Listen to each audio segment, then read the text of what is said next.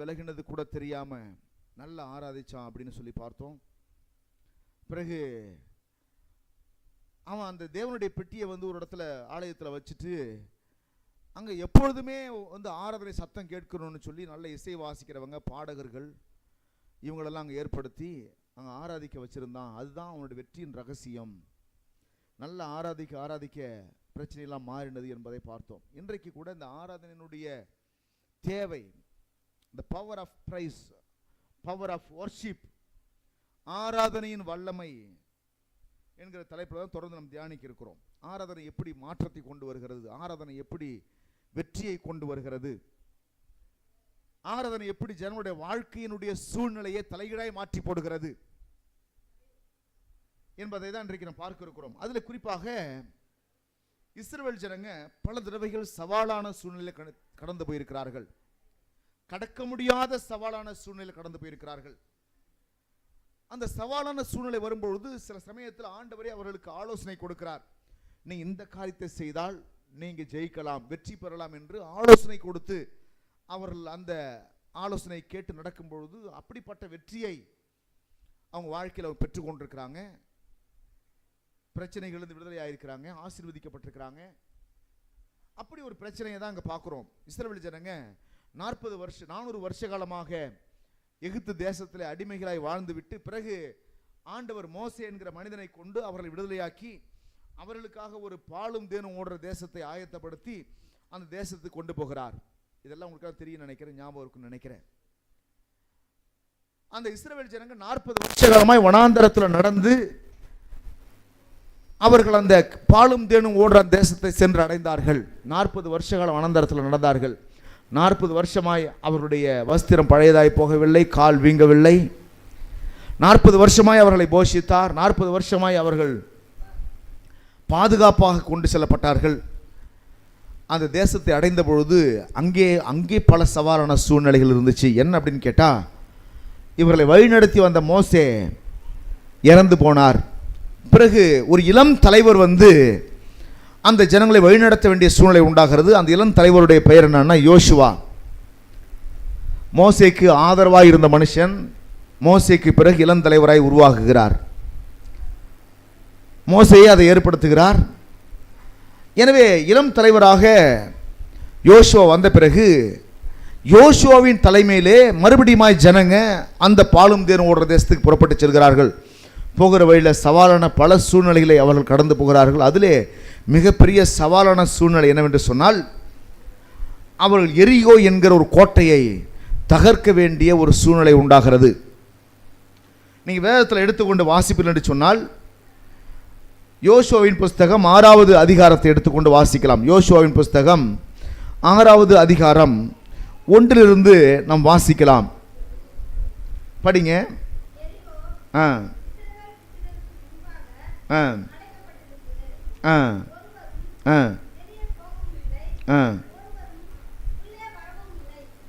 பாருங்க, எரிகோ எப்படி இருந்துச்சுன்னா, அந்த வசனம் சொல்லுகிறது, இஸ்ரவேல் புத்திரருக்கு முன்பாக அடைக்கப்பட்டிருந்தது. இவர்கள் அந்த தேசத்துக்குள்ள போகணும், தேசத்தின் நன்மை அனுபவிக்க வேண்டும், தேசத்தில் இருக்கிற ஆசீர்வாதங்கள் அனுபவிக்க வேண்டும் என்று கர்த்தர் விரும்புகிறார்.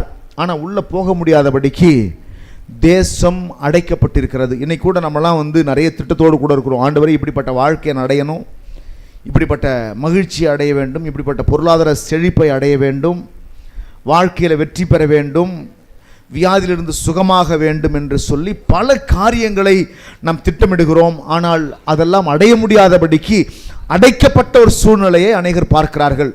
வாழ்க்கையில் வெற்றி பெற முடியாதபடிக்கு அடைக்கப்பட்ட ஒரு சூழ்நிலை. சில பேர் சொல்லுவாங்க, நான் எவ்வளோ முயற்சி எடுக்கிறேன், நிறைய பிரயாசப்படுறேன், என்னால் என்ன செய்ய முடியல, வெற்றி பெற முடியலை, ஜெயிக்க முடியலை, வாழ்க்கையில் வளர முடியலை, பொருளாதாரத்தில் முன்னேற முடியலை, எனக்கு தடையாக இருக்கிறது என்று சொல்வார்கள். தேவனுடைய பிள்ளைகளே, அந்த மாதிரி ஒரு சூழ்நிலையை தான் இஸ்ரவேல் ஜனங்க இந்த இடத்துல அனுபவிக்கிறார்கள். என்ன நடக்கிறது என்று சொன்னால், அவர்களுக்காக கர்த்தர் வாக்கு பண்ணின தேசத்தை அவர்கள் சுதந்திரிக்க முடியாதபடிக்கு ஒரு பெரிய மதில் சுவர் அந்த தேசம் முழுவதும் போடப்பட்டிருக்கிறது. இப்போ இஸ்ரவேல் ஜனங்க 40 வருஷமாய் பிரயாணம் பண்ணி இந்த தேசத்தை அனுபவிக்க வேண்டும் என்று வந்திருக்கிறார்கள். ஆனால் இங்கே அனுபவிக்க முடியாதபடி மதில் சுவர் தடையாக இருக்கிறது. உள்ளே யாரும் போக முடியாது, உள்ளே இருந்து யாரும் வெளில வர முடியாதபடிக்கு அடைக்கப்பட்டிருக்கிறது. இதான் அந்த சூழ்நிலை. பாருங்க, இந்த சூழ்நிலையில் என்ன நடக்கிறது என்று சொன்னால், படிங்க 2வது வசனத்தை படிங்க. கர்த்தர் யோசுவாவை நோக்கி, இதோ எரிகோவையும் அதன் ராஜாவையும் யுத்த வீரரையும் உன் கையில் ஒப்பு கொடுத்தேன். ஆண்டவர் யோசுவா பார்த்து சொல்றாரு, நான் என்ன செய்துட்டேன் அப்படின்னா, எரிகோவையும் அதன் ராஜாவையும் அதன் யுத்த வீரரையும் உன் கையில் ஒப்பு கொடுத்து விட்டேன். எத்தனை பேர் விசுவாசிக்கிறீங்க? இன்னும் நான் சில நன்மையை பார்க்கலன்னா கூட கர்த்தர் அதையெல்லாம் என் கையில் ஒப்பு கொடுத்துட்டாருன்னு எத்தனை பேர் விசுவாசிக்கிறீங்க? ஆமீன் சொல்லலாமா? குறிப்பாக சொல்லணும்னா, ஒரு வீடை நான் கட்டல, ஆனால் வீடை கட்டுவதற்காக எல்லா காரியத்தையும் கர்த்தர் கையில் ஒப்பு கொடுத்துட்டாரு. அதற்கான உத்தரவை கர்த்தர் விட்டுட்டாரு, அதற்கான வாக்குத்தத்தத்தை கர்த்தர் கொடுத்துட்டாரு. அப்படிதாங்க சொல்றாரு. யோசுவா பார்த்து சொல்றாரு, நான் என்ன செஞ்சுட்டேன், அந்த ஜனங்களை உன் கையில் கொடுத்துட்டேன், அந்த ராஜா உன் கையில் கொடுத்துட்டேன், அந்த தேசத்தில் இருக்கிற யுத்த வீரர்களை எல்லாம் உன் கையில் ஒப்பு கொடுத்துட்டேன். இனிமேல் நீ தான் அந்த ஜனங்களுக்கு என்ன நடக்கணுங்கிற முடிவு எடுக்கக்கூடிய அதிகாரம் முழுவதும் உன் கையில் தான் இருக்குது அப்படின்றாரு. இப்போ ஒரு விஷயத்தை நீங்கள் புரிந்து கொள்ளுங்க. வியாதியை கர்த்தர் நம்ம கையில் ஒப்பு கொடுத்துட்டா நாம தான் முடிவெடுப்போம் வியாதிக்கு என்ன நடக்கணும் அப்படின்னு சொல்லி. ஆமீன் சொல்லலாமா? காட்டத்தி மரத்தை நம்ம கையில் கர்த்தர் ஒப்பு கொடுத்துருந்தா நாம தான் முடிவெடுப்போம் காட்டத்தி மரத்துக்கு என்ன நடக்கணும்னு. இந்த காட்டத்தி மரம் வேரோடு பிடுங்கொண்டு கடலில் நடப்படுவாயாக என்று சொன்னால் அது உங்களுக்கு கீழ்ப்படி என்றாரு. மலைகளை கர்த்தர் நம்ம கையில் ஒப்பு கொடுத்திருப்பாரானால் மலையை பார்த்து நீ கடலில் தள்ளுண்டு போய் என்று சொன்னால் சொன்னபடியாக என்றாரு. அப்ப கர்த்தர் யாரை யார் கையில் ஒப்பு கொடுக்கிறார் என்பதுதான் மிக முக்கியமான விஷயம். தாவீதை பார்த்து சொன்னாரு, நான் கோலியாத்தனை உன் கையில் ஒப்பு கொடுப்பேன்னு சொன்னாரு. தாவீது சொல்றாரு, கர்த்தர் இன்றைக்கு உன்னை என் கையில் ஒப்பு கொடுப்பார். தாவீது சொல்றாரு, கர்த்தர் இன்றைக்கு உன்னை என் கையில் ஒப்பு கொடுப்பார். இப்ப யோசுவா பார்த்து கர்த்தர் சொல்றாரு, இன்னைக்கு நான் என்ன தெரியுமா செஞ்சிருக்கிறேன், உன் கையில் எரிகோவினுடைய ராஜாவை ஒப்பு கொடுத்து விட்டேன், அங்க இருக்கக்கூடிய யுத்த வீரரை ஒப்பு கொடுத்து விட்டேன், அங்க இருக்கிற ஜனங்களை ஒப்பு கொடுத்து விட்டேன் அப்படின்னு கர்த்தர் ஒப்பு கொடுத்துட்டேன்றாரு. அதெல்லாம் சொல்லுங்க, ஒப்பு கொடுத்து விட்டார். வாயை திறந்து சொல்லுங்க, ஒப்பு கொடுத்து விட்டார். எனக்கான எதிர்கால நன்மைகளை கர்த்தர் எனக்கென்று ஒப்பு கொடுத்திருக்கிறார். ஆமீன். எதிர்கால ஆசீர்வாதங்களை எனக்காய் கர்த்தர் ஒப்பு கொடுத்திருக்கிறார். விசுவாசிக்கிறீங்களா? ஆமீன் சொல்லலாமா? என் எதிர்காலத்தை கர்த்தர் என் கையில ஒப்பு கொடுத்திருக்கிறார். மகிழ்ச்சிகரமான வாழ்க்கையை கர்த்தர் எனக்கு ஒப்பு கொடுத்திருக்கிறார். பொருளாதார செழிப்பை கர்த்தர் ஒப்பு கொடுத்திருக்கிறார். சுகத்தை கர்த்தர் ஒப்பு கொடுத்திருக்கிறார். அது என் கையில் இருக்கிறது. ஆண்டவர் அப்படிதான் வசனம் சொல்லுகிறது, நன்மையும் தீமையையும் ஆசீர்வாதத்தையும் சாபத்தையும் உனக்கு முன்னாடி வச்சிருக்கிறேன், நீ நன்மையை தெரிந்து கொள் என்று சொல்லுகிறார். நம்ம எதை தெரிந்து கொள்றோமோ அதுதான் வாழ்க்கையில் வரும். தீமையை தெரிந்து கொண்டு நன்மை நடக்கணும்னு நினைச்சா நடக்காது. மரணத்தை தெரிந்து கொண்டு ஜீவன் வேண்டும் என்று கேட்டால் கிடைக்காது. எல்லாம் நமக்கு முன்னாடி இருக்குது. கர்த்தர் ஒப்பு கொடுத்திருக்கிறாரு. சூஸ் பண்ற உரிமையை கர்த்தர் கொடுத்திருக்கிறார். முடிவெடுக்கிற உரிமையை கர்த்தர் கொடுத்திருக்கிறாரு. உன் கையில் ஒப்பு கொடுத்துற, நீ என்ன நினைக்கிற நீ செய்யலாம், என்ன நினைக்கிற நீ செய்யலாம். அந்த ராஜாவுக்கு என்ன செய்ய நினைக்கிற செய்யலாம். அதான் அவனோட அர்த்தம். அதிகாரம் முழுவதும் நம்முடைய கையில், ஆட்சி முழுவதும் நம்முடைய கையில். அந்த நாட்டில் வாழ்ந்துட்டு இருக்கிறான ஒழிய அதிகாரம் இன்னைக்கு என் கையில் தான் இருக்குது. ஆமேன். இப்படி சொல்லலாமா? நீங்க ஆள வேண்டிய இடத்த எவனோ ஒருத்தர் ஆக்கிரமிச்சிருக்கான ஒழிய அதிகாரம் என் கையில் இருக்கிறது. ஆமேன். நீங்க வேண்டிய வாழ்க்கையை சாத்த ஆக்கிரமிச்சிருக்கான ஒழிய அதிகாரம் என் கையில் இருக்கிறது. அப்போ இஸ்ரவேல் ஜனங்களுக்கு கர்த்தர் வாக்கு கொடுக்கிறாரு. யோசுவாவை பார்த்து கர்த்தர் வாக்கு கொடுக்கிறாரு. என்ன சொல்றாரு அப்படின்னா, நான் எரிகோவையும் அதன் ராஜாவையும் யுத்த வீரரையும் உன் கையில் ஒப்பு கொடுத்து விட்டேன். எல்லாம் சொல்லுங்க, என் கையில் ஒப்பு கொடுத்து விட்டேன். இப்ப அடுத்த ஒரு ஆலோசனை கொடுக்கிறாரு. நான் ஒப்பு கொடுத்துட்டேன், நீ என்ன செய்யணும்? நீ என்ன செய்யணும் அப்படின்னா, யுத்த புருஷராகிய நீங்கள் அனைவரும் பட்டணத்தை சூழ்ந்து ஒரு தரம் சுற்றி வாருங்கள். ஃபர்ஸ்ட் சொல்றாரு, யுத்த புருஷராக நீங்கள் என்ன செய்யுங்க, பட்டணத்தை சூழ்ந்து ஒரு தடவை சுற்றி வாருங்கள். இப்படி 6 நாள் செய்ய கடவீர்கள். இந்த பட்டணத்தை என்ன செய்யணும்? 6 நாள் சுற்றி வரணும்ன்றாரு.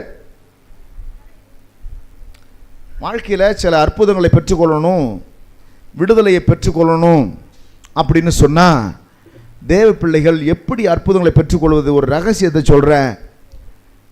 கர்த்தர் சொன்னதை மட்டும் செய்யுங்க, வாழ்க்கையில் ஜெயிப்பீங்க. ஆனால் மனிதனுடைய சுபாவம் என்னன்னா, சொன்னதை மட்டும் செய்ய மாட்டாங்க, சொல்லாத எல்லாத்தையும் செய்வாங்க. சொன்னதை மட்டும் செய்யணும். கர்த்தர் சொல்றாரு, நீ என்ன செய்ய? தேசத்தை ஒரு தடவை சுற்றி வா. யார் சுற்றி வரணும்? யோசுவா நீ மட்டும் இல்லை, யுத்தம் பண்ணக்கூடிய அத்தனை பேரும் தேசத்தை சுற்றி வாங்க, அந்த மதிலை சுற்றி வாங்க. இப்போ இன்னைக்கு ஒரு ரவுண்டு போய் வந்தாச்சு. காலையில் எழுந்து என்ன செய்கிறாங்க? சத்தம் போடாமல் சுற்றி வந்தாச்சு. இப்படி எத்தனை நாள் செய்யணும்? 6 நாள் செய்ய வேண்டும். இதெல்லாம் கட்டளை, இப்படி தான் செய்யணும். இப்போ முதல் நாள் சுற்றி வந்தாச்சு, 2வது நாள் சுற்றி வந்தாச்சு, 3வது நாள் சுற்றி வந்தாச்சு. அவர் சொல்றாரு, இப்படி 6 நாள் செய்ய கடவீர்கள். 7வது நாள் சொல்றாரு, 7 ஆசாரியர் பெட்டிக்கு முன்பாக 7 கொம்பு எக்காலங்களை பிடித்து கொண்டு போக வேண்டும். இதெல்லாம் கவனிங்க, சின்ன சின்ன காரியம் தான் சொல்றாரு, அதை கரெக்டாக கடைபிடிக்கணும். 7 ஆசாரியர்கள். எத்தனை ஆசாரியர்கள்? அப்படின்னா கர்த்தர் என்ன செய்றாரு? திட்டம் பண்றாரு. இத்தனை பேர் தான் இருக்கணும், அதில் குறையவும் கூடாது, கூடவும் கூடாது. யோசுவாவுக்கு பெரிய வேலை. யோசுவா என்ன செய்யணும்? முடிவெடுக்கணும். எத்தனை பேர் இருக்கணும், எத்தனை பேர் இருக்கக்கூடாது, எத்தனை பேர் இந்த ஆராதனையில் கலந்து கொள்ள வேண்டும், எத்தனை பேர் இந்த ஆராதனை கலந்து கொள்ளக்கூடாது, இதெல்லாம் யோசுவா முடிவெடுக்கணும். யோசுவா என்ன செய்கிறாருனாக்க, அந்த இடத்துல 7 ஆசாரியர் பெட்டிக்கு முன்பாக 7 கொம்பு எக்காலங்களை பிடித்து கொண்டு போக வேண்டும்.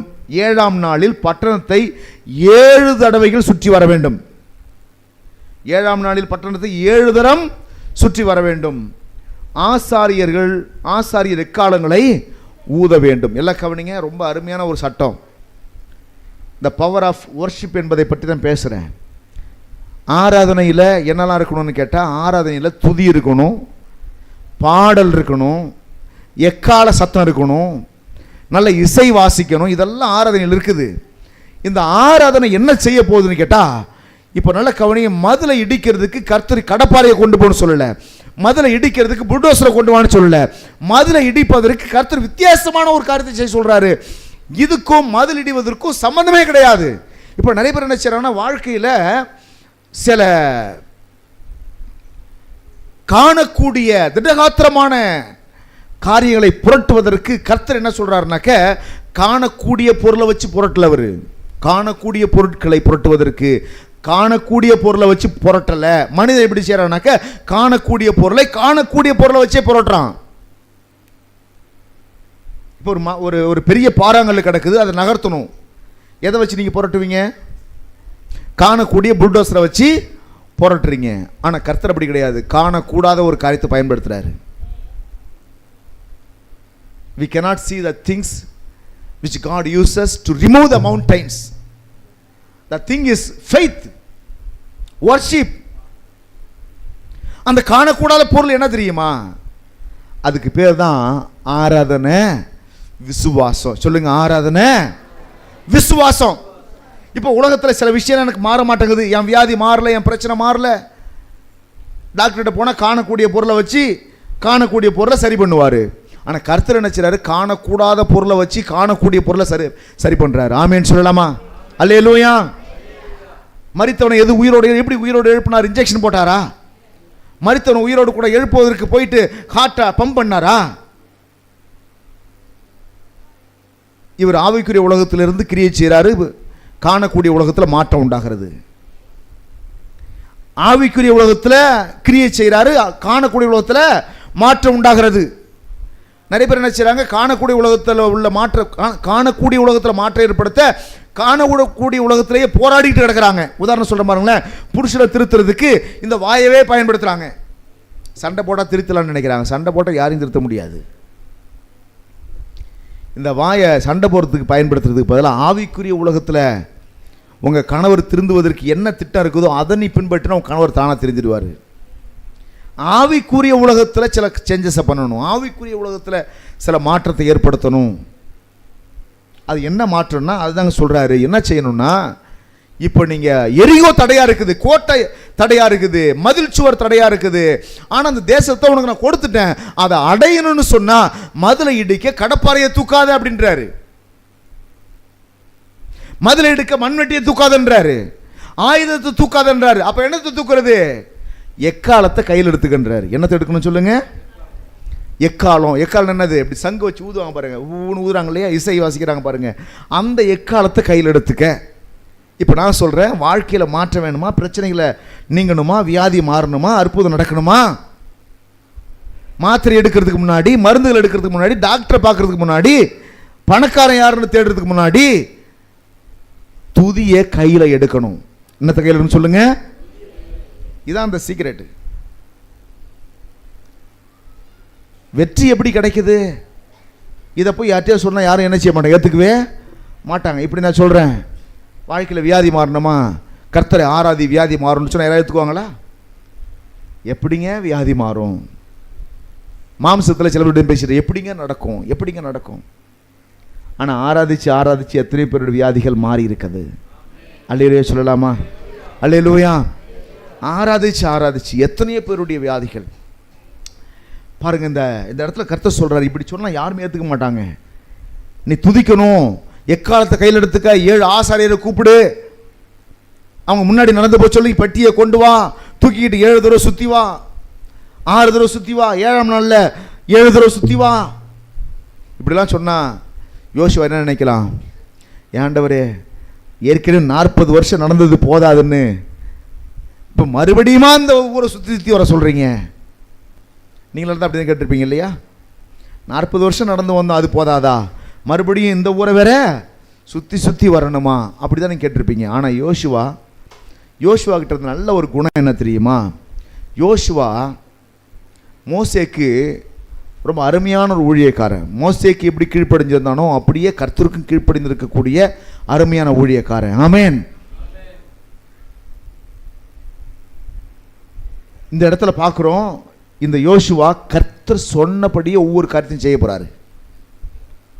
சொன்னபடியே செய்ய போறாரு. அநேகர் என்ன செய்வாங்க, பைத்தியக்காரமாங்க, போயிட்டு எப்படிங்க நகரத்தை சுற்றி சுற்றி வந்தால் எப்படிங்க நகரம் உடையும், இது என்னங்க வேலையா இருக்குது, முறுமுறுக்கிற கூட்டம் கண்டிப்பாக இருக்கும். மோசேயின் ஊழியத்தில் முறுமுறுக்கிற கூட்டம் இருந்துக்கிட்டே தான் இருந்துச்சு. எப்போதும் முறுமுறுப்பு தான். சாப்பாடு இல்லையா, ஒரு கூட்டம் அப்படியே முறுமுறுக்கும். இந்த மோசே ஆண்டவர் சொன்னார் அழைச்சிட்டு வந்து வனாந்தரத்தில் கொள்றது தான் கொண்டு வந்திருக்காரு, முறுமுறுத்தாங்க. ஆனால் முறுமுறுக்கிற கூட்டம் எப்பயுமே இருக்கும். அதனால் இந்த இடத்துலையும் கூட நான் விசுவாசிக்கிறேன், கண்டிப்பாக ஒரு கூட்டம் என்ன செஞ்சுருக்கோம், முறுமுறுத்துருக்கோம். என்ன சொல்லியிருக்கோம், எப்படிங்க சுற்றி வந்து எக்காலத்தை ஊதுனா எப்படி கோட்டை இடிஞ்சு விழும், இதெல்லாம் சாத்தியமா, இதெல்லாம் நடக்குமா, இதெல்லாம் வேலை, நான் வரல, போங்க யாராவது போங்க, நான் வரமாட்டேன், அப்படி கூட சில பேர் என்ன செஞ்சுருப்பாங்க, வராமல் கூட இருந்திருக்கலாம். ஆனால் யோசுவா கரெக்டாக செய்கிறாரு பாருங்க. 7ஆம் தரம் சுற்றி வரும்பொழுது ஆசாரியர் எக்காலத்தை ஊத வேண்டும். நல்ல சங்கு நினைச்சிரு, வேகமா ஊதணும். ஊதும்போது என்ன நடக்கும், அவர்கள் அந்த கொம்புகளினால் நெடுந்தோணி இடும் பொழுது நீங்கள் எக்கால சத்தத்தை கேட்கும் போதும் ஜனங்கள் எல்லாரும் மகா ஆரவாரத்தோட ஆர்ப்பரிக்க கடவர்கள். எல்லாம் சொல்லுங்க, மகா ஆரவாரத்தோட ஆர்ப்பரிக்க கடவர்கள். நல்ல கபடி என்ன மாதிரி ஆயுதம் பாருங்க, துதி என்கிற ஆயுதம், ஆராதனை என்கிற ஆயுதம். ஆமென். எரிக கோட்டையை உடைக்க போகிறது. இங்க ஒரு சீக்கிரட்டை சொல்றாரு, ஆசாரியன் இந்த சுத்தி வரணும், 7ஆம் தடவை சுத்தி வரும்போது எக்காலத்தை ஊதணும். எக்காலத்தை ஊதும்போது அந்த மக்கள் எல்லாம் சேர்ந்து என்ன செய்யணும், ஆர்ப்பரிக்கணும். எப்படி ஆர்ப்பரிக்கணும், கர்த்தரை உயர்த்தி ஆராதிக்கணும், ஆர்ப்பரிக்கணும். கர்த்தாவே நீர் நல்லவர், நீர் வல்லமை உள்ளவர், நீர் பராக்கிரமம் செய்கிறவர், செங்கடலை பிறந்தவர், எங்களோடு கூட இருக்கிறீர்.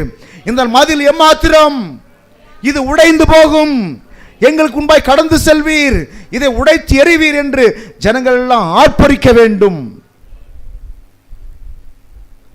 இந்த விஷயத்தை ஆண்டவர் சொல்லி கொடுத்த உடனே யோசுவா என்ன செய்தார் அப்படின்னா, ஆண்டவர் சொல்றாரு, இப்படி ஆர்ப்பரிக்கும் பொழுது என்ன நடக்கும் என்று சொன்னால், அப்பொழுது பட்டணத்தின் அலங்கம் இடிந்து விழும். அப்பொழுது பட்டணத்தின் அலங்கம் இடிந்து விழும். அப்பொழுது பட்டணத்தின் அலங்கம், இப்படி சொல்லலாமா, ஆர்ப்பரிக்கும் பொழுது பட்டணத்தின் அலங்கம் இடிந்து விழும். வாயை திறந்து சொல்லுங்க, ஆர்ப்பரிக்கும் போது பட்டணத்தின் அலங்கம் இடிந்து விழும். புலம்பும் போது பட்டணத்தின் அலங்கம் இடிந்து விழும் என்று கர்த்தர் சொல்லல. அழுவும் போது பட்டணத்தின் அலங்கம் இடிந்து விழும் என்று கர்த்தர் சொல்லல. ஆர்ப்பரிக்கும் போது. தேவனுடைய பிள்ளைகளே, இதான் ஆராதனையினுடைய வல்லமை. ஆமென். 1000 நெருக்கடிகள் வாழ்க்கையில் இருக்கலாம், பிரச்சனை இருக்கலாம், போராட்டம் இருக்கலாம், வியாதி இருக்கலாம், தேவைகள் இருக்கலாம். ஆனா கர்த்தரை மட்டும் துதிச்சு பாரு, நான் சொல்றேன், உன் வாழ்க்கையில மாற்றம் நிச்சயமாய் வரும். 1000 பிரச்சனை இருக்கலாம், சோதனைகளும் நெருக்கடிகளும் கஷ்டமும் இல்லாமையும் நிறையவே கூட உங்க வாழ்க்கையில் இருக்கலாம். ஆனா ஆராதிச்சு பாருங்க, கர்த்தரை துதித்து பாருங்க, கர்த்தரை கனப்படுத்தி பாருங்க, மகிமைப்படுத்தி பாருங்க. இந்த ரகசியத்தாங்க சொல்றாரு ஆண்டவர். இஸ்ரவேல் ஜனங்களுக்கு சொல்றாரு, நீங்க ஆர்ப்பரிக்கும் பொழுது அலங்கம் இடிந்து விழும். இப்படி சொன்னா யாராவது நம்ப முடியுமா? ஆர்ப்பரித்து பாருங்க, அலங்கம். ஒரு கூட்டம் சொல்லும், எப்படிங்க இடிந்து விழும்? கடப்பாறை வேணுமா? நான் எடுத்துட்டு வரேன். மண் வெட்டி வருமா? எடுத்துட்டு வரேன். வேணா வாங்க இடிச்சு பார்ப்போம். அப்படி வேணா ஒரு கூட்டம் வருமே தவிர ஆர்ப்பரிக்க கூட்டம் வராது. நிறைய பேர்லாம் பார்த்தீங்கன்னாக்கா சர்ச்சைக்கு வரும்போது கூட ஆராதனை முடிஞ்சு செய்தி ஆரம்பிக்கிற நேரத்தில் தான் சர்ச்சைக்கு வருவாங்க. ஏன்னா அவங்க என்ன நினைக்கிறாங்கன்னா, ஆராதனையில் மிக முக்கியமானது எதுன்னு கேட்டா கர்த்தருடைய வார்த்தை கேட்பது தான். ஆராதனையில் இந்த ஞாயிற்றுக்கிழமையில் எது முக்கியமானது? பாடல் பாடுவதா, ஆராதிப்பதா, காணிக்கை பகுதியா, அல்லது செய்தி பகுதியான்னு கேட்டால் அநேகர் நினைக்கிறாங்க செய்தி பகுதி மட்டும்தான், ஆராதனைலாம் முக்கியம் இல்லை. அவங்க பாட்டு பாடிட்டு இருப்பாங்க, ஆராதனை பண்ணிட்டு இருப்பாங்க, நம்ம கடைசியாக போய்க்கலான்னு ஒரு கூட்டம் லேட்டாக வரும் பாருங்க. அவங்களுக்கு என்ன தெரியலன்னு கேட்டால் இந்த ஆராதனையினுடைய தேவை என்னன்னு தெரியல, ஆராதனை என்ன செய்யணும்னு தெரியல. எங்கள் ஆண்டவர் சொல்கிறாரு, நீங்கள் ஆர்ப்பரிக்கும் பொழுது அலங்கம் இடிந்து விழும். எத்தனை பேர் விசுவாசிக்கிறீங்க? இப்படி சொல்லலாமா? நான் ஆர்ப்பரிக்கும் பொழுது வியாதி என்கிற அலங்கம் இடிந்து விழும். நான் ஆர்ப்பரிக்கும் பொழுது வறுமை என்ற அலங்கம் இடிந்து விழும். நான் ஆர்ப்பரிக்கும் பொழுது குழப்பம், சண்டை, பிரச்சனை என்ற அலங்கம் இடிந்து விழும். அல்லேலூயா சொல்லலாமா? ஒரே ஒரு ரகசியத்தை தான், ஒரே ஒரு ஃபார்முலாவை தான் கர்த்தர் வச்சிருக்கிறாரு. வாழ்க்கையில் மாற்றம் ஏற்படுத்துவதற்கு, பிரச்சனைகள் மாறுவதற்கு, சூழ்நிலைகள் மாறுவதற்கு, அற்புதம் நடப்பதற்கு கர்த்தர் வைத்திருக்கிற ஃபார்முலா என்னவென்று சொன்னால் கர்த்தரை ஆராதிப்பது. ஆமேன்.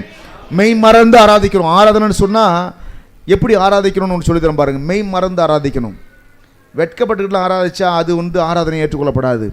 ஆர்ப்பரிக்கணும்னு சொன்னால் கடைசி தொண்டையில் இருக்க சத்தம் வரைக்கும் வெளில வரணும். ஆமேன். நல்ல வாயை திறந்து இயேசுவே நீ நல்லவர் அப்படி ஆராதிக்கணும்.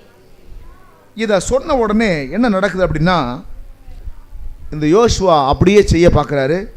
6ஆம் வசனத்தை படிக்கிறோம். அப்படியே நூனின் குமாரனாகிய யோசுவா ஆசாரியரை அழைத்து உடன்படிக்கை பெட்டியை எடுத்துக்கொண்டு போங்கள், தொனிக்கும் 7 எக்காலங்களையும் 7 ஆசாரியர்கள் கர்த்தருடைய பெட்டிக்கு முன்பாக பிடித்து கொண்டு போக கடவுள் என்று சொல்லி ஜனங்களை நோக்கி பட்டணத்தை சுற்றி நடந்து போங்கள்.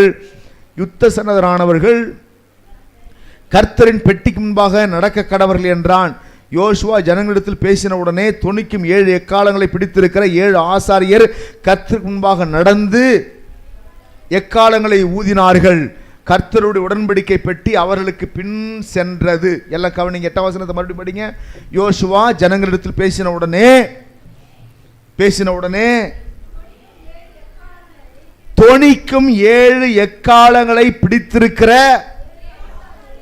7 ஆசாரியர்கள், எல்லாம் கவனிங்க, யாருக்கு முன்பாக? கர்த்தருக்கு முன்பாக நடந்தார்கள். எல்லாம் சொல்லுங்க, கர்த்தருக்கு முன்பாக நடந்தார்கள். அப்ப கர்த்தர் எங்க தான் இருந்தாரு? அவர்கள் நடுவில் தான் இருந்தாரு. ஆமேன்னு சொல்லலாமா? கர்த்தர் எங்க இருந்தாரு? அவர்கள் நடுவில். நல்ல கவனிங்க. நம்முடைய தேவன் எப்படிப்பட்டவர்னா துதியின் மத்தியில் வாசம் பண்ணுகிறவர். நம்முடைய தேவன் யாரையும் சொல்லுங்க, எங்க வாசம் பண்றாரு சொல்லுங்க? துதியின் மத்தியில் வாசம் பண்ணுகிறவர். அழுகையின் மத்தியில் வாசம் பண்ணுகிறவர் அல்ல, ஒப்பாரியின் மத்தியில் வாசம் பண்ணுகிறவர் அல்ல, துதியின் மத்தியில் வாசம் பண்ணுகிறவர். நிறைய பேர் நினைக்கிறாங்க ஒரு சர்ச்சை இப்படி தான் இருந்துச்சா? நம்முடைய சபையில் அதுக்கெல்லாம் என்னைக்கும் ஒரு முற்றுப்புள்ளி வச்சுட்டோம். அழுகைக்கும் ஒப்பாரிக்கும் முற்றுப்புள்ளி வச்சுட்டோம். எவ்வளோ பெரிய பிரச்சனை இருந்தாலும் துதிப்போம். துதிச்சா வாழ்க்கை மாறும். அதுதான் நம்ம பின்பற்றுகிறோம். எவ்வளோ பெரிய பிரச்சனை இருந்தாலும் அழுது வாழ்க்கையை மாற்றுவதல்ல, துதிச்சு வாழ்க்கையை மாற்றுவது. எல்லாம் சொல்லுங்க, துதிச்சு வாழ்க்கையை மாற்றுவது. இந்த ஒப்பாரி வைக்கிறதுக்கெல்லாம் ஸ்டாப் பண்ணியாச்சு. சில பேருக்குலாம் அழுகையே மேடைக்கு வந்தால் தான் வருது. இங்கே வந்து என்ன செய்கிறாங்க? அப்பா மனம் இறங்குங்கப்பா, இந்த நடிப்பெல்லாம் வேண்டாம். துதிச்சா அற்புதம் நடக்கும். ஆமேன். அழுதா அற்புதம் நடக்கணும் எங்கேயுமே வரலாறு கிடையாது. அழுததுனால அற்புதம் நடந்ததற்கான வரலாறே பைபிளில் கிடையாது. ஆனால் துதித்ததனால் அற்புதம் நடந்ததற்கான வரலாறு நிறையவே இருக்கிறது. கைகளை திரிக்க நன்றி சொல்லலாம். ஹல்லேலூயா.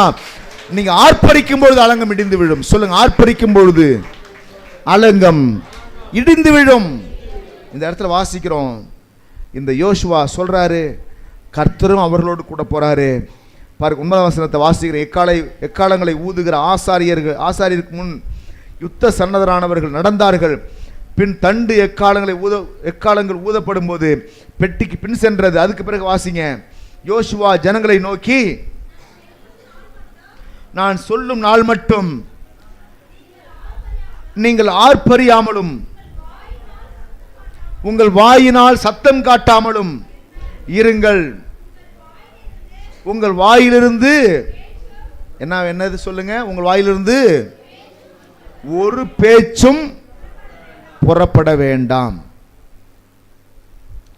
எப்ப வாயை திறக்கணும், எப்ப வாயை மூடணும்னு தெரியணும். சில பேருக்கு வந்துட்டு ஆராதனை நேரத்தில் தான் கதை பேசிட்டு நிற்பாங்க. வாயை மூடி இருக்க வேண்டிய நேரத்தில் வாயை மூடிட்டு இருப்பாங்க, ஆராதிக்க வேண்டிய நேரத்தில் ஆராதிக்க மாட்டாங்க. இப்படி சொல்கிறேன், ஆராதிக்க வேண்டிய நேரத்தில் வாயை மூடிட்டு நிற்பாங்க,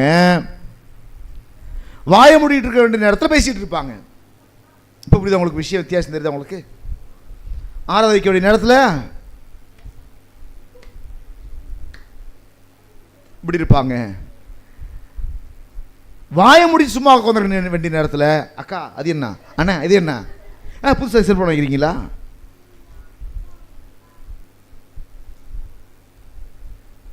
எத்தனை பேருக்கு உண்மையாக நீங்கள் நல்லா ஆராதிச்சிங்களா ஆராதிக்கலையா? உங்கள் ஆராதனையை கர்த்தர் பார்த்துருக்க மாட்டாரா? இப்படி தட்டிங்களா கையை டீசெண்டா, கை வலிக்காம வாய் வலிக்காம? அவர் சொல்றாரு, ஒரு பேச்சும் வாயிலிருந்து புறப்பட வேண்டாம். சொல்லுங்க, பேசக்கூடாத நேரத்தில் பேசக்கூடாது. பேசணும்னு சொல்லும் பொழுது நல்லா பேசணும், நல்லா ஆராதிக்கணும். ஆமென். ஒரு பேச்சும் புறப்பட வேண்டாம். ஆர்ப்பரியுங்கள் என்று உங்களுக்கு நான் சொல்லும் நாளிலே ஆர்ப்பரிப்பீர்களாக என்று கட்டளையிட்டிருந்தான். அப்படியே கர்த்தரின் பெட்டி பட்டணத்தை சூழ்ந்து ஒரு தினம் சுற்றி வர பண்ணினான். அவர்கள் திரும்ப பாளையத்தில் வந்து பாளையத்தில் ராத்தங்கினார்கள். மறுபடியும் அப்படியே நடக்கிறது. இப்படியே 13ஆம் வசனத்தை படிங்க. தொனிக்கும் 7 எக்காலங்களை பிடித்திருக்கிற 7 ஆசாரியர்கள் எக்காலங்களை ஊதிக்கொண்டே கர்த்தரின் பெட்டிக்கு முன்பாக நடந்தார்கள். யுத்த சன்னதரானவர்கள் அவர்களுக்கு பின்னாலே நடந்தார்கள். பின் தண்டோவெனில் எக்காலங்களை ஊதப்படுகையில் கர்த்தரின் பெட்டிக்கு பின் சென்றது. 2ஆம் நாள் அப்படி நடக்குது.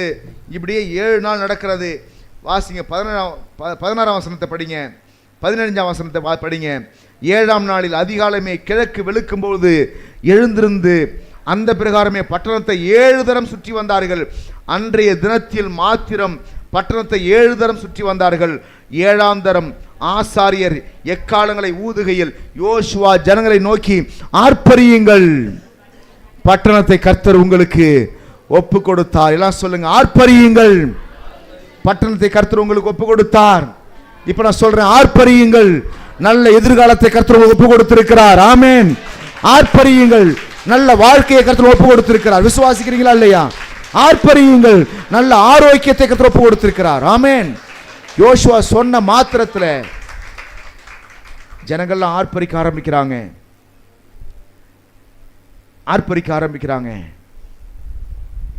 என்ன நடந்துச்சு தெரியுமா? அடுத்த வசனத்தை படிங்க.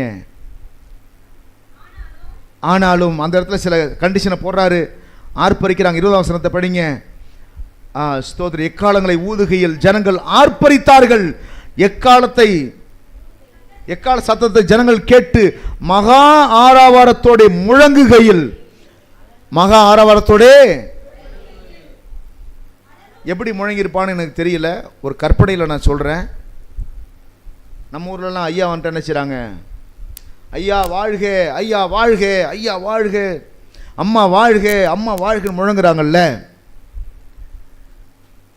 வெற்றி நம்முடையதே, வெற்றி நமதே அப்படி சொல்றாங்கல்ல, அப்படிதான் ஆர்ப்பரிச்சிருக்கிறாங்க. ஆர்ப்பரிக்கும் பொழுது அது சத்தமில்லாத ஆர்ப்பரிப்பல்ல, அர்த்தமற்ற ஆர்ப்பரிப்பல்ல. அர்த்தமற்ற ஆர்ப்பரிப்புன்னா அது ஓன்னு கத்துறது, அதை மாதிரி ஆர்ப்பரிப்பா இருந்திருக்க வாய்ப்பே கிடையாது. நான் விசுவாசிக்கிறேன் அது அர்த்தமுள்ள ஆர்ப்பரிப்பா இருந்திருக்கும். எப்படி தெரியுமா? ஜெயம் எங்களுடையது, வெற்றி எங்களுடையது, தேசம் எங்களுடையது, கர்த்தர் தேசத்தை ஒப்பு கொடுத்தார், நாங்கள் ஜெயிக்க பிறந்திருக்கிறோம், வாழ பிறந்திருக்கிறோம், ஆசீர்வாதமா இருக்க பிறந்திருக்கிறோம். இதுதான் ஆர்ப்பரிப்பா இருந்திருக்கும் நான் நினைக்கிறேன். யுத்தம் கர்த்தருடையது, ஜெயம் எங்களுடையது. எல்லாம் சொல்லலாமா? யுத்தம் கர்த்தருடையது, வெற்றி எங்களுடையது. நம்ம இந்த கோஷத்தை போடுவோமே, அவங்க என்ன கோஷம் போட்டாங்கன்னு தெரியல, நம்ம இந்த கோஷத்தை போடுவோம். சொல்லுங்க, யுத்தம் கர்த்தருடையது, வெற்றி என்னுடையது. சொல்லுங்க, யுத்தம் கர்த்தருடையது, ஆரோக்கியம் என்னுடையது, யுத்தம் கர்த்தருடையது, பொருளாதார செழிப்பு என்னுடையது, யுத்தம் கர்த்தருடையது, குடும்ப சமாதானம் என்னுடையது. ஆமென் சொல்லலாமா? அல்லேலூயா. யுத்தத்தை அவர் பார்த்துக்குவாரு, நீங்க சமாதானமா இருக்க போறீங்க. அல்லேலூயா. உண்மையாவே யுத்தம் பண்ணது யார் தெரியுமா? இயேசு கிறிஸ்து யுத்தம் பண்ணாரு. நீங்க நம்ம சமாதானமா வாழ்கிறோமே, ஆரோக்கியமா வாழ்கிறோமே, விடுதலையா வாழ்கிறோமே, யார் யுத்தம் பண்ணது? யுத்தத்தை இயேசு கிறிஸ்து செய்தார் சிலுவையிலே. நாம் ஆரோக்கியமாய் வாழ்கிறோம். இப்படி சொல்லலாமா? யுத்தம் இயேசுடையது, ஆரோக்கியம் என்னுடையது, யுத்தம் இயேசு கிறிஸ்துடையது, வெற்றி வாழ்வு என்னுடையது, யுத்தம் இயேசு கிறிஸ்துடையது, சுகம் என்னுடையது, பொருளாதார செழிப்பு என்னுடையது. இதுதான் ஆர்ப்பரிப்பு. ஆர்ப்பரிக்கணும்னா இப்படிதான் ஆர்ப்பரிக்கணும். அந்த ஜனங்க ஆர்ப்பரித்தார்கள். பாருங்க என்ன நடந்துச்சு அப்படின்னா, அந்த வசனத்தை படிக்கிறோம். அலங்கம் இடிந்து விழுந்தது.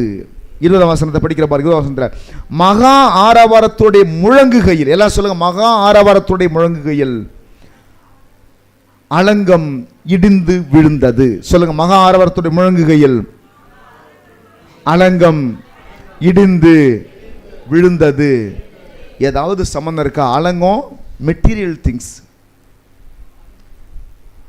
முழக்கம் ஸ்பிரிச்சுவல் திங்ஸ். அலங்கம் திடகாத்திரமான பொருள், துதி காணக்கூடாத பொருள். ஆனா வசனம் சொல்லுகிறது, இவர்கள் முழங்கினார்கள், காணக்கூடிய பொருள் இடிந்து விழுந்தது. கைகளை தட்டி சொல்லு ஆமென், ஹalleluya. நான் சொல்றேன், நீங்க முழங்க போறீங்க, நீங்க ஆராதிக்க போறீங்க, காணக்கூடிய உலகத்துல மாற்றம் உண்டாக போகிறது. ஆமென். அசைய முடியாத விஷயம் அசைய போகுது உங்க வாழ்க்கையில, நகர முடியாத விஷயம் நகர போகிறது. இயேசுவின் நாமத்தினாலே எல்லா விதமான அஸ்திவாரங்களும் அசைய போகிறது. ஹalleluya. ஸ்பிரிச்சுவல் வர்ஷிப்பை வைத்து,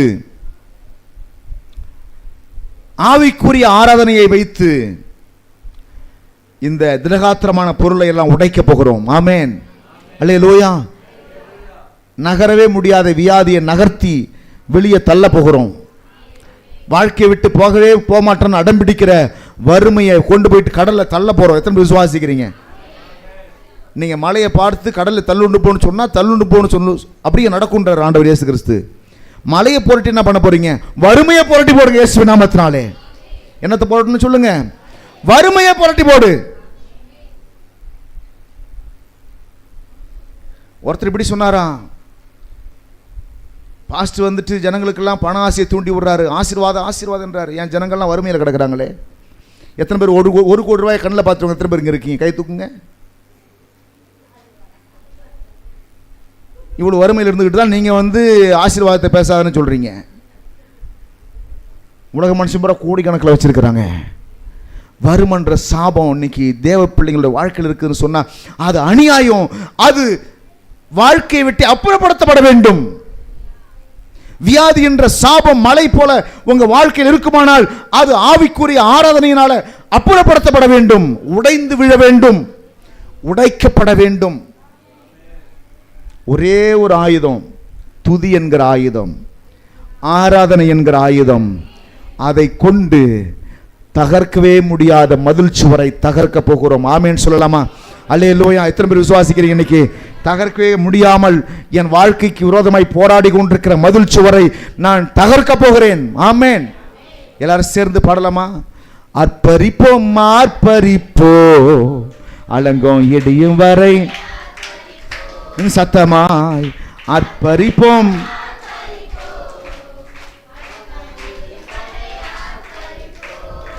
எக்காலம் ஊதி எரியோவை பிடிப்போம் ஆரவார துணியோட கானானுக்குள்.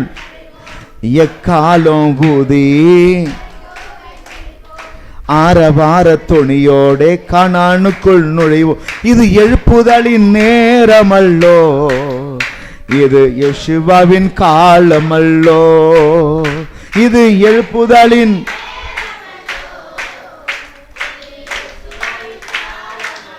மறுபடியுமா, இது எழுப்புதலின் நேரமல்லோ, இது யெகோவாவின். இப்படி சொல்லலாமா? இது எழுப்புதலின் நேரமல்லோ, இது என்னுடைய காலம். உங்களை பார்த்து சொல்லி பாருங்க. இது எழுப்புதலின் நேரமல்லோ, இது என்னுடைய காலம் அல்லோ. நான் தான் ஜெயிக்க போறேன். ஆமேன்னு சொல்லலாமா? அல்லேலூயா. என் தலைமுறையில தான் வருமன்ற சாபத்துக்கு முற்றுப்புள்ளி வைக்க போறேன். என் தலைமுறையில தான் வியாதி என்ற சாபத்துக்கு முற்றுப்புள்ளி வைக்க போறேன். பரம்பரை வியாதிக்கு என் தலைமுறையில முற்றுப்புள்ளி வைக்க போறேன். பரம்பரை சாபத்துக்கு என் தலைமுறை முற்றுப்புள்ளி வைக்க போறேன். எனக்கு பிறகு வெற்றி தான். கையை தட்டி சொல்லுங்க ஆமென். ஹல்லேலூயா. என்னதான் கர்த்தர் இந்த எரிகோவை இடிப்பதற்கு கரம் பிடித்திருக்கிறார். என் தலைமையில் தான் எரிகோ இடிந்து விழ போகிறது. ஆமென் சொல்லுங்களேன். உங்களை பார்த்தே சொல்லுங்க. நீங்க சொல்ல போறீங்க, என் தலைமையில தான் என் குடும்பத்துக்கு விரோதமா இருக்க எரிகோ இடிந்து விழ போகிறது. என் தலைமையில தான் என் எதிர்காலத்துக்கு விரோதமா இருக்க எரிகோ இடிந்து விழ போகிறது. ஆர்ப்பரிக்கலாம் எல்லாருமே. எல்லாரும் சொல்லுவோம், ஆர்ப்பரிப்போம் ஆர்ப்பரிப்போம் அலங்கம். அவ்வளவுதான். கை தட்டுறதா? ஆர்ப்பரிப்போம் ஆர்ப்பரிப்போம். எக்காலம் ஊதி எரிகோவை பிடிப்போம் ஆரவார துணியோட கானானுக்குள். எக்காலம் ஊதி எரிகோவை பிடிப்போம் ஆரவார துணியோட கானானுக்குள். இது எழுப்புதலின் நேரமல்லோ, இது நம்முடைய காலமல்லோ. இது எழுப்புதலின் நேரமல்லோ, இது நம்முடைய காலமல்லோ. எக்காலம் ஊதி எரிகோவை பிடிப்போம் ஆரவார துணியோட கானானுக்குள்.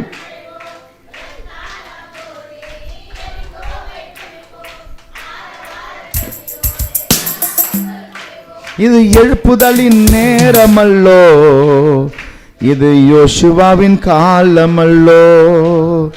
இது எழுப்புதலின்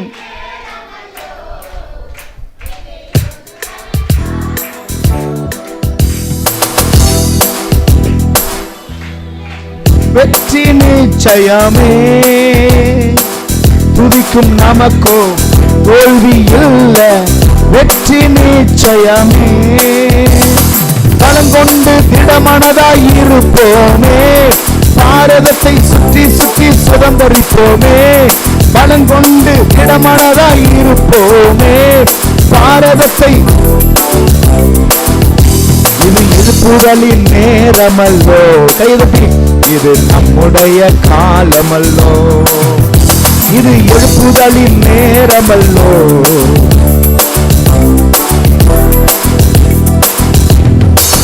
கர்த்தர் நாமம் சொல்ல சொல்ல தடைகள் விலகிடுமே.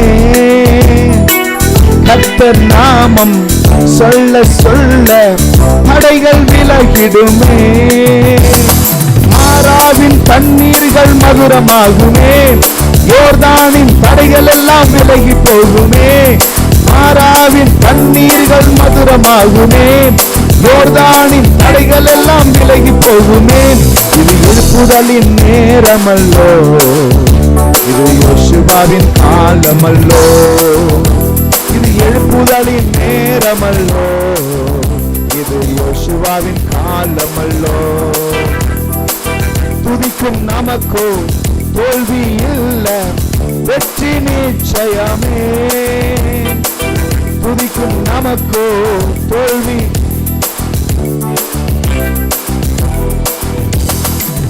கொண்டு பலமனதாய் இருப்போமே. இந்த பாரதத்தை சுற்றி சுற்றி சுதந்தரிப்போமே. பலங்கொண்டு திடமனதாய் இருப்போமே. இந்த பாரதத்தை சுற்றி சுற்றி சுதந்தரிப்போமே. இது எழுப்புதலின் நேரமல்லோ, இது யோசுவாவின் காலமல்லோ. சேர்ந்து இது எழுப்புதலின்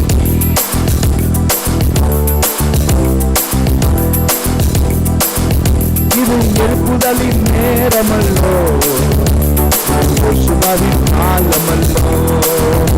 இது எழுப்புதலின் நேரமல்லோ, இது நம்முடைய காலமல்லோ. எல்லாரும் ஆமென் சொல்லலாம். ஹல்லேலூயா. எல்லாம் சொல்லுங்க, இது நம்முடைய காலம், இது என்னுடைய காலம்.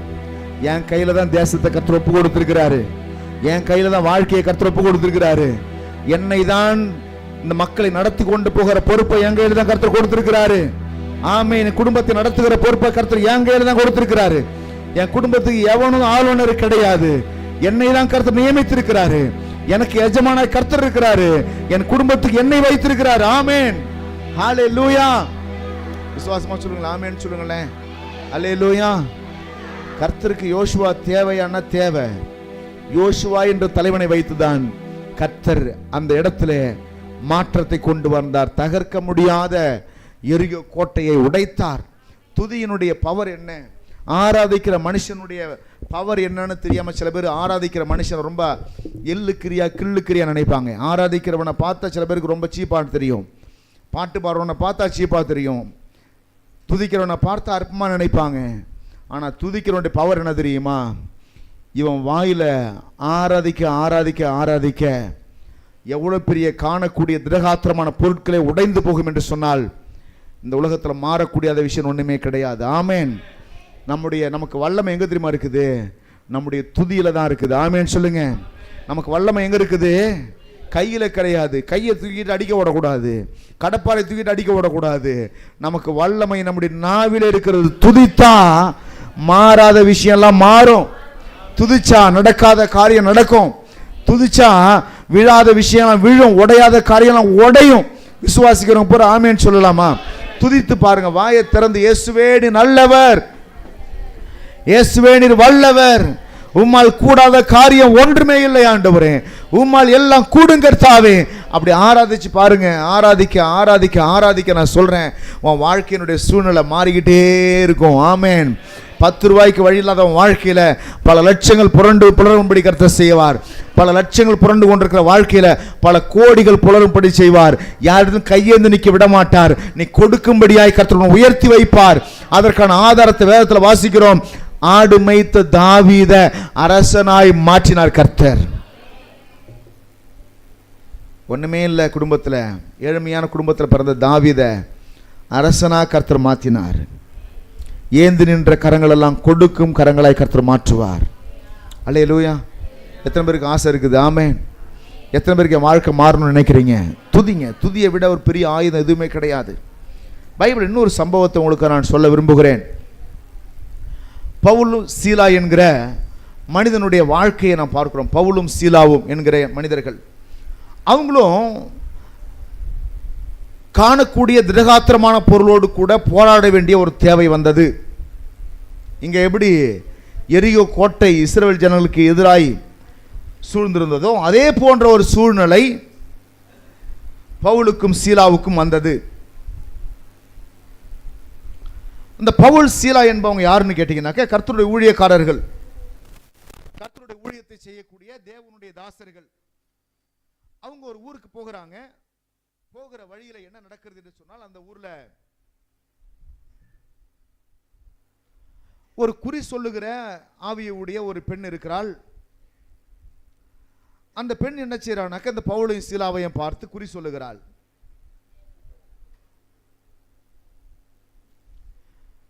இத பவுல் பார்த்துட்டே இருக்கிறாரு. பார்த்துட்டே இருக்கும் பொழுது என்ன நடக்குதுன்னு சொன்னால், அந்த ஆவி அவளை விட்டு போக வேண்டும் என்று சொல்லி அவர் கட்டளையிடுகிறார். உடனே என்ன ஆச்சு அப்படின்னாக்க, அந்த ஆவி போயிடுச்சு. அங்கே ஒரு பெரிய கலகம் உண்டாகிறது. அந்த சம்பவத்தில் நம்ம எடுத்து படித்த நலமாக இருக்குன்னு நினைக்கிறேன். அப்போஸ்தலர் புஸ்தகம் 16 அதிகாரம், அப்போஸ்தலருடைய நடவடிக்கைகள் புஸ்தகம் 16வது அதிகாரத்தில் அந்த சம்பவத்தை வாசிக்கிறோம். அதிலே 16வது வசனத்திலிருந்து படிக்கிறோம். நாங்கள் ஜெபம் பண்ணுகிற இடத்திற்கு போகையில் குறி சொல்ல ஏவுகிற ஆவியை கொண்டிருந்து குறி சொல்லுகிறதுனால் தன் எஜமான்களுக்கு மிகுந்த ஆதாயத்தை உண்டாக்கின ஒரு பெண் எங்களுக்கு எதிர்பட்டாள். இந்த பவுல் சீலா என்று சொல்லப்படுகிற தேவனுடைய ஊழியர்கள் அவங்க புறப்பட்டு போகிறாங்க. போகிற வழியில் எதிரில் வந்து குறி சொல்லுகிற ஆவியை உடைய ஒரு பெண் என்ன செய்கிறான்னா, அவள் வந்து குறி சொல்லுகிறதுனால அவளுடைய எஜமான்களுக்கு நல்ல பணம் சம்பாரித்து கொடுத்துக்கிட்டு இருக்கிற ஒரு பெண். அவள் வந்து இந்த பவுலுக்கும் சீலாவுக்கும் முன்பதாக எதிர்படுகிறாள். இப்போ என்ன நடந்தது அப்படின்னு கேட்டால், நல்லா கவனிங்க. இவர்கள் தேவனுடைய ஊழியக்காரர்கள். அவ குறி சொல்கிற ஆவியை உடைய பெண்ணு. அவள் அங்கேருந்து வந்தா, இந்த தேவனுடைய ஊழியக்காரர்கள் சாதாரணமாக நடந்து போய் கொண்டிருக்கிறார்கள். போகிற வேளையிலே 17ஆம் வசனத்தை படிக்கிறோம். அவள் பவுலையும் எங்களையும் பின் தொடர்ந்து வந்து, இவன் என்ன செஞ்சிட்டான்னா, வந்தவ எங்கேயாச்சும் போயிருக்கலாம், இந்த பவுலுக்கும் சீலாவுக்கும் பின்னாடியே வரா, வந்து பின் தொடர்ந்து வந்து,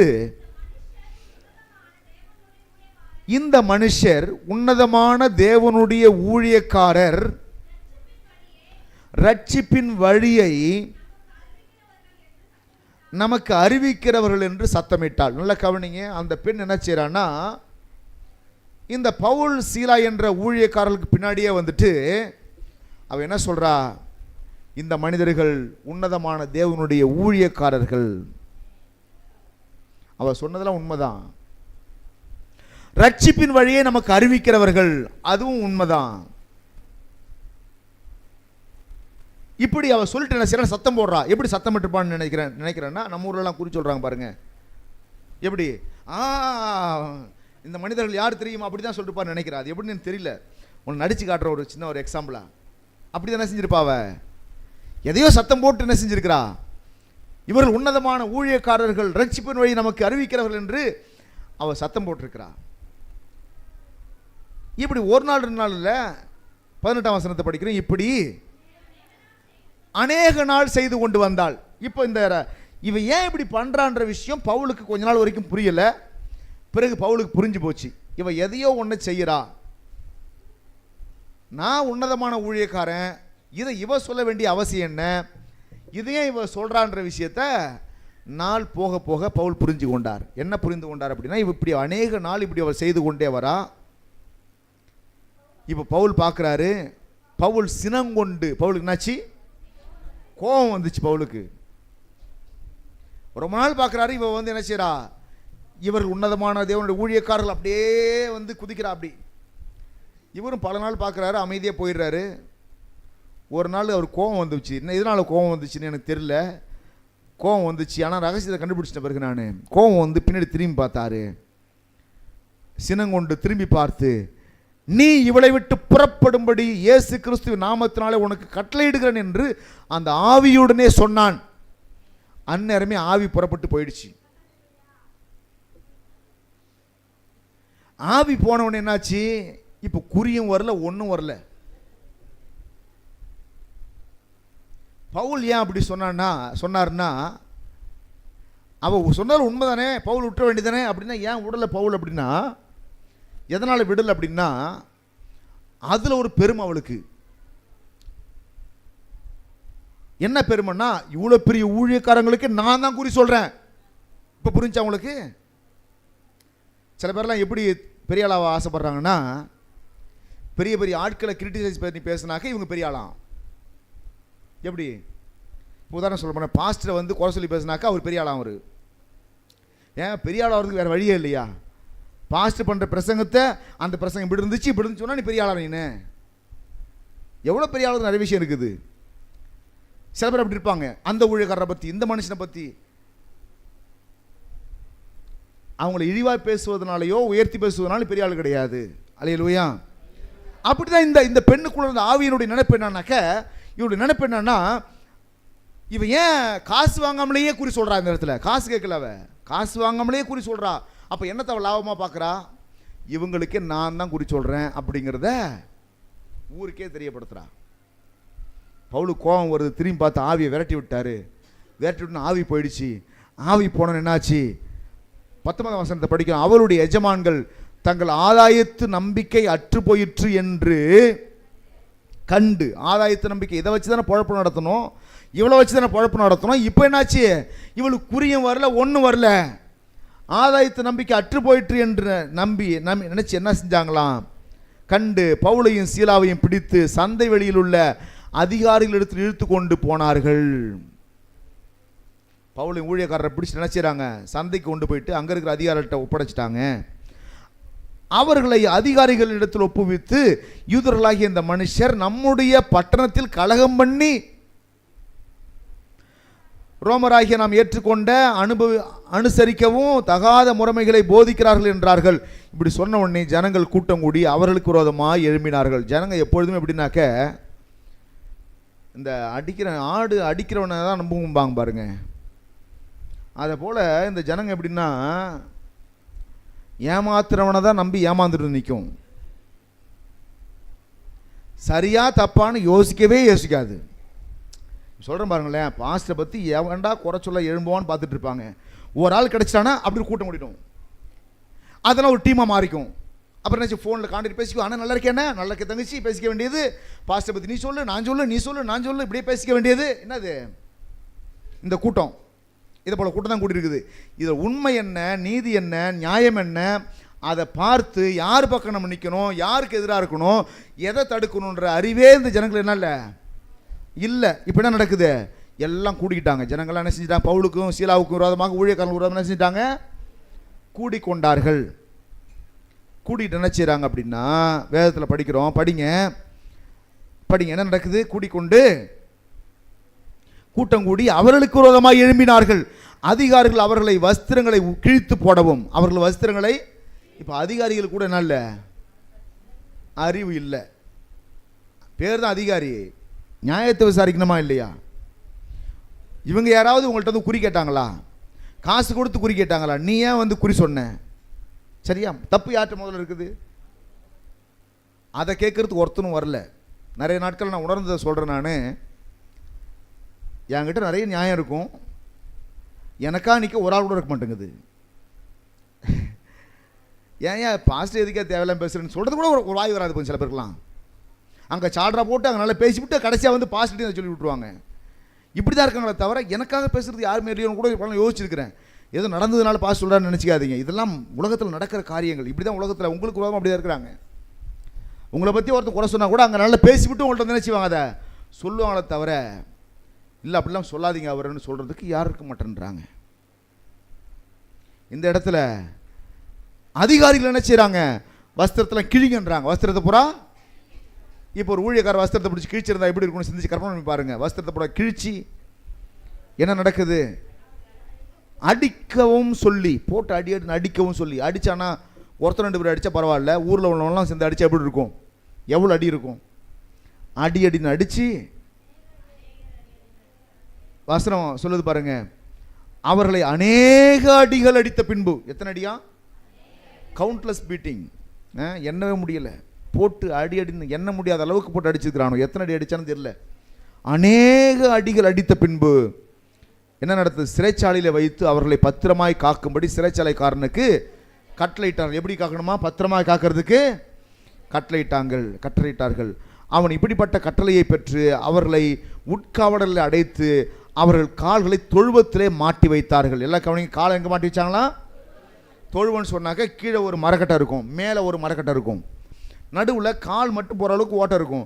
2 மரக்கட்டையும் வச்சு ஆண் இடிச்சிருவாங்க, இல்லைனாக்க வந்து சங்கிலி போட்டு கட்டுருவாங்க. கால் 2ம் மரத்துக்குள்ளே மாட்டிக்கும், நவுந்தே போக முடியாது, அவ்வளோதான். கால்களை தொழுவத்தில் மாட்டி வச்சிட்டாங்க. அப்புறம் என்ன நடந்துச்சு? படிங்க. தொழுவத்திலே மாட்டி வைத்தார்கள். நடுராத்திரியிலே பவுலும் சீலாவும் ஜெபம் பண்ணி, எல்லாரும் சொல்லலாமா, தேவனை துதித்து பாடினார்கள். எல்லாம் சொல்லுங்க, தேவனை. இப்போ நல்லா கவனிங்க, ஒரு மெட்டீரியல் திங்ஸுக்குள்ள அடைபட்டு கிடக்கிறார்கள். சிறைச்சாலை இவங்களை கட்டி வச்சிருக்குது, காலில் தொழுவங்களை கட்டி வச்சிருக்குது, சங்கிலி கட்டி வச்சிருக்குது. இதை உடைக்க முடியாது, எவனால் இந்த மனிதர்களால் உடைக்கவே முடியாது என்று சொல்லி உட்காவலறையில் அடைத்து வைத்திருக்கிறார்கள். ஆனால் பவுலும் சீலாவும் என்ன செஞ்சாங்க தெரியுமா? நடுராத்திரியில் ஜெபம் பண்ணி தேவனை துதித்து பாடினார்கள். தேவனை துதித்து பாடினார்கள். எப்படிங்க பாட்டு வரும்? பகலில் அடின்னு அடி வாங்கியிருக்கிறாங்க, ராத்திரியில் பாட்டு வருமா?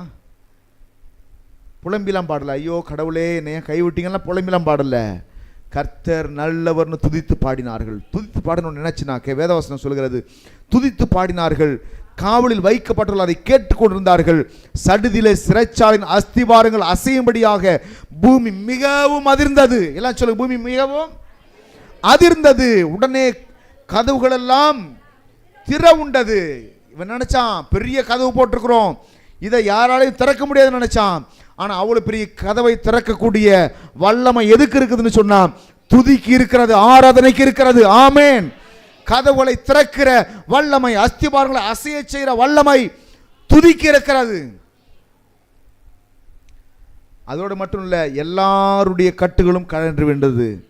பாடினவங்க கட்டும் கழன்று வந்துச்சு, பாட்டை கேட்டுக்கிட்டு இருந்தவங்க கட்டும் கழன்று வந்துச்சு. கையில தட்டி கர்த்தரை ஸ்தோத்திரம் பண்ணு. ஹல்லேலூயா. துதிக்கிற மனுஷனையும் எதையாலும் கட்ட முடியாது, துதிக்கிற இடத்துல இருக்கிற மனுஷனையும் எதையாலும் கட்ட முடியாது. ஆமேன். துதிக்கிற மனுஷன் விடுதலையாவான். அந்த ஆராதனை இணைந்திருக்கிற அத்தனை பேரும் விடுதலையாவார்கள். அவர்களை எந்த கயிறு கொண்டு கட்ட முடியாது. ஆமேன். எல்லாரும் எழுந்து துதிக்கலாமா கர்த்தர்? அப்படி எழுந்திருப்போம் எல்லாருமே. எல்லாரும் எழுந்து ஆண்டவரை துதிக்க போகிறோம். இன்னைக்கு நான் சொல்றேன், துதிக்கிற உங்க வாழ்க்கையில் இருக்க எல்லா கட்டுகளும், எல்லா காவலும், சாத்தான் பண்ணி வச்சிருக்கிற எல்லா கட்டுகளும் கழன்று விழ போகிறது.